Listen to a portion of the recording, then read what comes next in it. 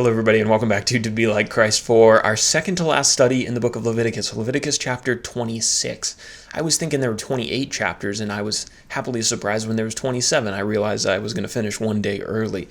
So Leviticus chapter 26, if you want the handout with all the information on it that I'm reading off of, you can get it for free on our website. And there will be books coming out in the near future, Lord willing, that contains all of this information. Let's talk about this chapter. Leviticus 26, when did these events happen? We are in approximately 1490 BC, about 1 year after the Israelites got out of slavery in Egypt. They are at Mount Sinai getting instructions from God. They're on their way to the Canaan land. I've just got one term to define in our definitions section, and that is the term covenant. I think we've touched on this one before. A covenant is an agreement between two people, or two groups of people. In this case, it's an agreement between God and his people. God will bless his people if they obey him and keep his instructions. Let's talk about that covenant as we move on into our outline. Verses 1 through 13, God promises to bless the Israelites if they are obedient. So if the Hebrews would refrain from worshiping idols, if they would keep God's Sabbath days, if they would reverence the holy things and the tabernacle and obey the Lord's commands, then God promised to bless them and to make them prosper in Canaan, this land that he was going to give them. He promised that he would send rain for their crops and cause their fields to produce in abundance. He promised to remove, quote, harmful beasts from the land and to give them victory over their enemies. God told them that he would multiply their children and that he would walk amongst them as their God as long as they did as he requested and followed his instructions and kept the laws that he was sharing with Moses on Mount Sinai. Our second and our biggest section, verses 14 through 39, God promises punishment for disobedience. If the Israelites didn't listen to God and they ignored his commands instead and they broke covenant with him, then he assured them that they would be punished. Instead of giving them peace, God would give them constant anxiety from their enemies, anxiety of disease coming into their camp, and famine plaguing their land.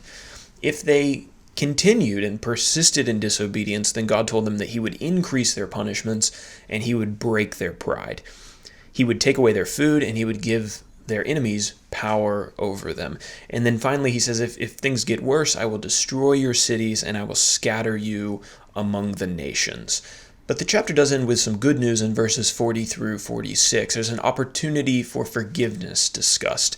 If the Israelites were in fact disobedient and were punished by God, but later had a change of heart, then God promised not to forget the covenant that he had made with their forefathers being, in this case, Abraham, Isaac, and Jacob.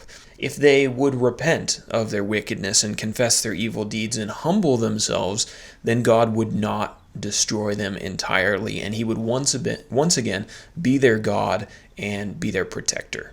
And now for our application. This chapter gives us some insights into the rest of the Old Testament story and into the reliability of God's promises.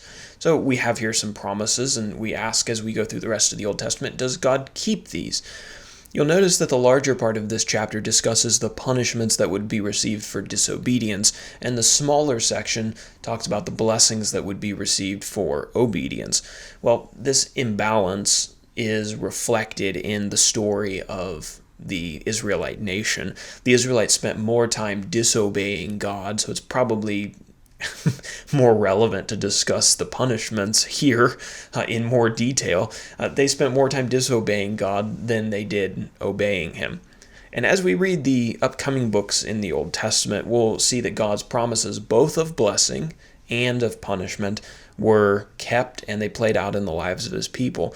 Israel enjoyed blessings when they were obedient, and they were also inflicted with every single punishment that is mentioned in this chapter due to persistence in disobedience.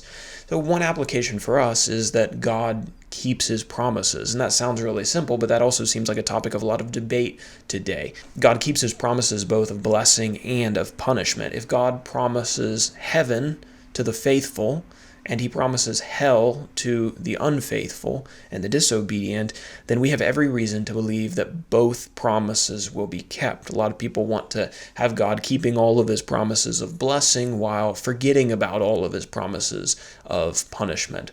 But that's not the God who we see, and there's ample opportunity through the grace that's offered in Jesus to receive all the blessings. But if we spurn that opportunity, the promises of punishment are just as faithful as the promises of grace and blessing.